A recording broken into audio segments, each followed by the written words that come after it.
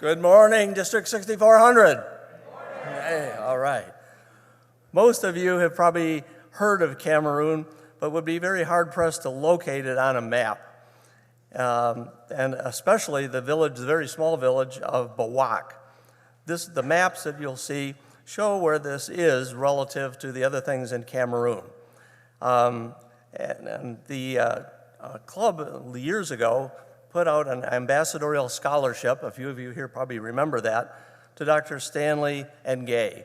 He is the professor and department head of chemistry at the Mackinac College. Basically, that was many years ago, and he was there in Cameroon for 6 months helping on projects. Our Livonia AM club helped to rebuild the village of Bawak in Cameroon in 2007 after a neighboring village burned their village to the ground, took all the animals and burned all the crops. And we basically said, we've got to help, and we did. So back then, we basically rebuilt 2 schools, a clinic, and then eventually a maternity clinic with private donors, and our club and our Interact club participated in building that. Then we built a maternity clinic, and that is a project that is next to Dr. Stanley's heart because his niece, a number of years ago, died in childbirth because of lack of medical help in the village. And her mother died several years later, giving birth again. So basically, this is great significance to our long-term president, Dr. Stanley Ngay, who, by the way, is recovering from kidney stones, so I can't be here today. But he is from Bawak, and he travels back to Bawak twice a year, in December and in July. He was convinced that they needed a maternity clinic because of his personal experiences there, but also that we built the clinic but basically had some staff but no doctor.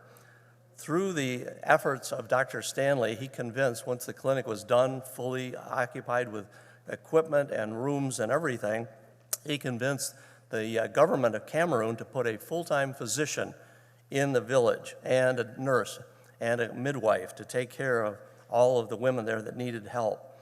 And so he has been successful in doing that.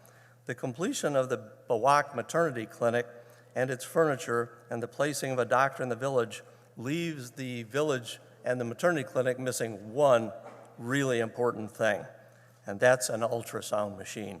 Those of you who have a medical background, and Dr. Nick, I'm sure, know that almost every maternity clinic in the world has an ultrasound machine.